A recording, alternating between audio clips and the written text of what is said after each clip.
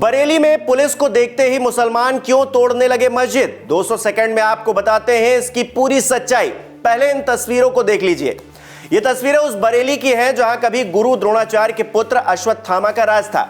जिस बरेली में रामगंगा की पूजा होती है, उसी बरेली में अब तालाबों की जमीनों पर अवैध अतिक्रमण कर मस्जिदों का निर्माण किया जाने लगा है। बरेली का पूरी तरह से इस्लामीकरण किया जा रहा है। यह खबर है तिलमास गांव की, जहां की आबादी करीब 8000 है, जिसमें मुस्लिमों की आबादी लगभग 33% है। इस गांव में 30 बीघा जमीन वाले तालाब पर जबरन मस्जिद का अवैध निर्माण कर दिया गया।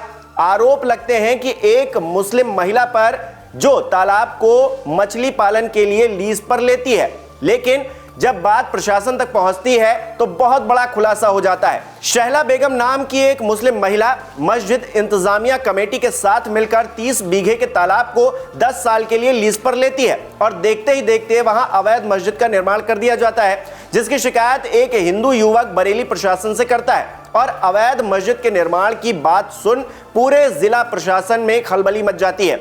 डीएम रविंद्र कुमार से लेकर एसपी साहब तक इस खबर से हिल जाते हैं। तुरंत एसडीएम तृप्ति गुप्ता को बुलाकर आदेश दिया जाता है कि पूरे मामले की छानबीन की जाए और बिना देर किए अवैध निर्माण को ध्वस्त कर दिया जाए। जिसके बाद तृप्ति गुप्ता इस अवैध मस्जिद की पूरी कुंडली खंगालने निकल पड़ती हैं और पूरे प्रशासनिक लाव लश्कर के साथ पहुंच जाती हैं तिलमास गांव।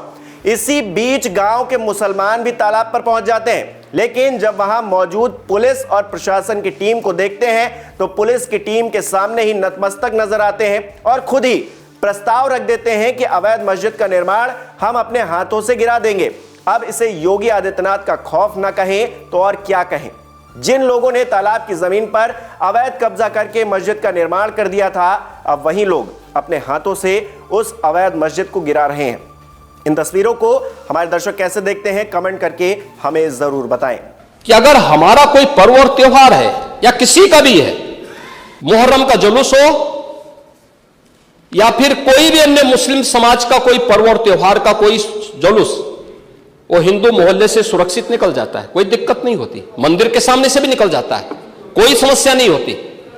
लेकिन इस समस्या केवल वहीं पे क्यों खड़ी होती है जब कोई हिंदू शोभा यात्रा किसी मस्जिद के सामने से, किसी मुस्लिम बाहुल्य क्षेत्र से निकलती है, तब क्यों तनाव पैदा हो जाता है? तभी क्यों झंडा लगाने में क्या समस्या आ रही है? क्या भारत की धरती पे केसरिया झंडा नहीं लग सकता? क्यों नहीं लग सकता?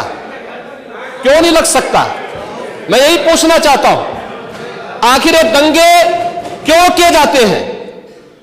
और बहराइच का मामला, महाराजगंज उस कस्बे का, जहां के बारे में आप कह रहे हैं कि लगातार मुस्लिम बस्ती थी, मोना जी ने भी इस बात को कहा कि बस्ती थी, प्रशासन नहीं था, 4 कंपनियां पुलिस थी वहां पे, और दंगा सड़क पे नहीं हो रहा था, गोली घर के अंदर से चल रही थी।